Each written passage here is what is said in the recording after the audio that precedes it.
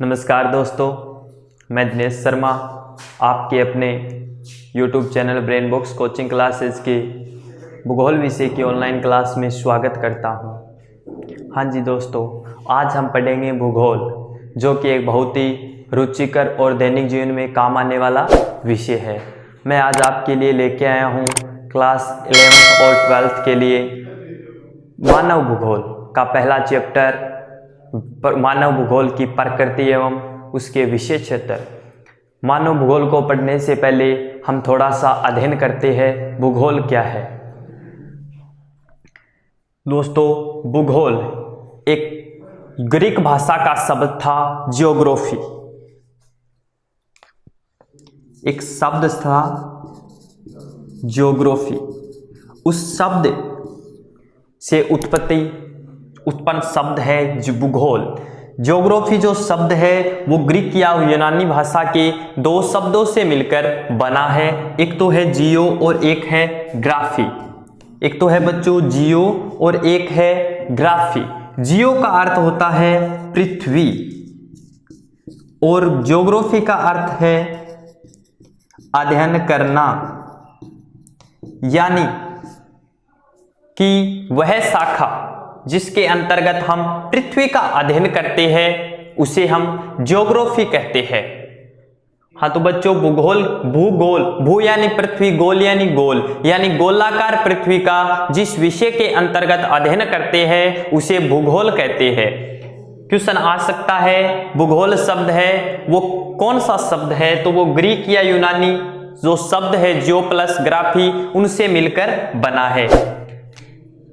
अपने आप में एक और क्वेश्चन है कि जो भूगोल शब्द है उसकी जन्मदाता भूगोल शब्द किसने दिया, उसका जनक कौन है, तो आप बता सकते हो इरेटोस्थेनीज।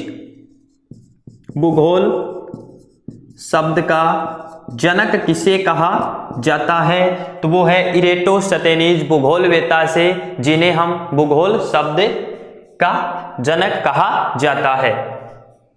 फिर है अपने आप में दूसरा एक और क्वेश्चन कि भूगोल शब्द का जनक तो कह दिया किसे, इरेटोस्थेनीज को, लेकिन भूगोल शब्द भूगोल का जनक किसे कहा जाता है, तो भूगोल का जनक कहा जाता है हिक्टियस को।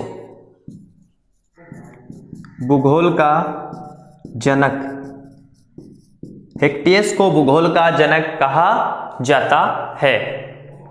अब बात करें भूगोल की, तो भूगोल की मुख्य रूप से दो शाखाएं हैं। एक तो भौतिक भूगोल, फिजिकल भूगोल, फिजिकल ज्योग्राफी, और एक मानव भूगोल, ह्यूमन ज्योग्राफी। आज हम अध्ययन करेंगे मानव भूगोल का। किसका अध्ययन करेंगे? मानव भूगोल का। तो बच्चों, क्या है मानव भूगोल? इसकी जो उत्पत्ति है वो 18वीं शताब्दी में हुई थी। कब हुई थी? 18वीं शताब्दी में। जो मानव भूगोल हम पढ़ेंगे वो हमारे सिलेबस में है आधुनिक मानव भूगोल। क्या है बच्चों? आधुनिक मानव भूगोल। आधुनिक जो मानव भूगोल है उसका जनक कहा जाता है फ्रेडरिक रेटजेल को। किसे कहा जाता है? फ्रेडरिक रेटजेल को। ठीक है बच्चों, यहां तक किसी प्रकार की दिक्कत है तो आप बता दीजिएगा। देखिए, भूगोल शब्द है वो ग्रीक और यूनानी भाषा के दो शब्द है जियोग्राफी, उनसे मिलकर बना है, जिसमें जियो का अर्थ है पृथ्वी और ग्राफी का अर्थ है अध्ययन करना, यानी कि पृथ्वी का अध्ययन करना भूगोल कहलाता है। और जो भूगोल शब्द का जनक कहा जाता है वो कहा जाता है इरेटोस्थेनीज को भूगोल शब्द का जनक कहा जाता है। और जो भूगोल विषय का जन्मदाता है, जनक है, वो कहा जाता है हिक्टियस को। ठीक है, भूगोल शब्द की दो शाखाएं हैं, एक तो भौतिक भूगोल और एक मानव भूगोल। आज हम अध्ययन करेंगे मानव भूगोल। उसमें भी जो आधुनिक भूगोल है उसका जनक कहा जाता है फ्रेडरिक रेटजेल को।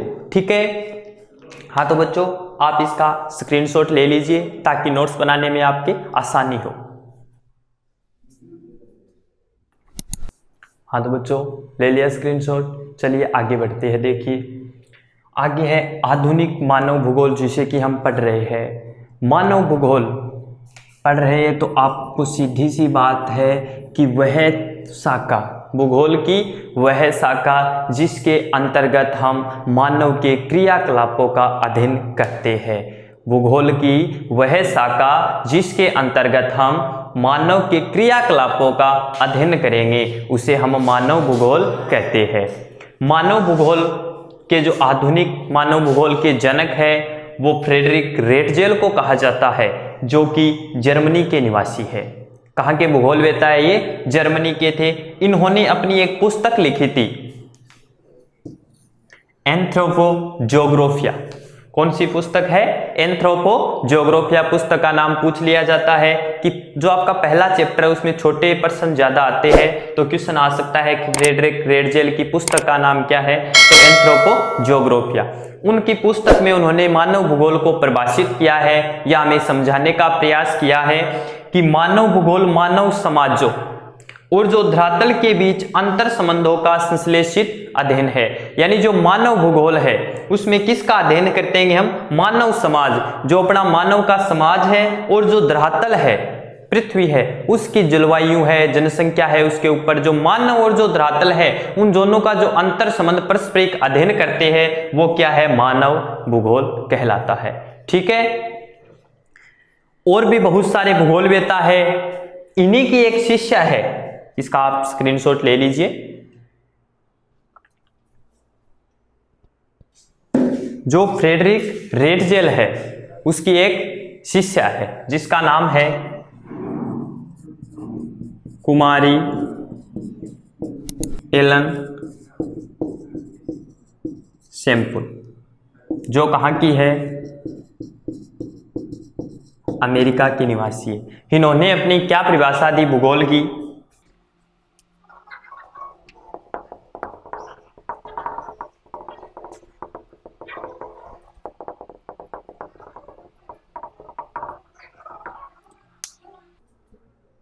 इन्होंने अपनी क्या परिभाषा दी कि चंचल मानव और अस्थायी पृथ्वी के जो पारस्परिक अंतर संबंध का अध्ययन जिस शाखा में करते हैं उसे मानव भूगोल कहते हैं। यानी कि जो मानव है वो क्या है? चंचल है, यानी कुछ ना कुछ वो करता रहता है, क्रियाशील है।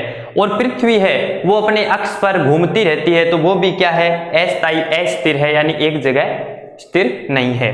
तो पृथ्वी, अक्रियाशील मानव और क्रियाशील यानी कि अस्थिर पृथ्वी के बीच जो संबंध का अध्ययन जिसके अंतर्गत करते हैं उसे हम क्या कहेंगे?